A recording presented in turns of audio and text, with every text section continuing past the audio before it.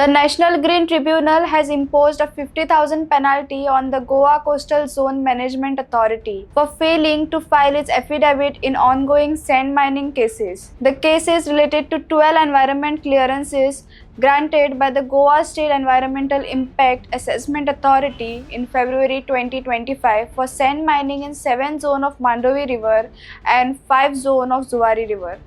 These clearances were challenged by the Goa River Sand Protection Network for allegedly violating coastal regulation zone rules, which prohibit sand mining in CRZ areas. The entity noted that the GCZMA had been given a final chance to submit its affidavit but failed to comply. The tribunal has now rescheduled the hearing for February 16, 2026, warning that procedural delay in the environmental matters will not be tolerated.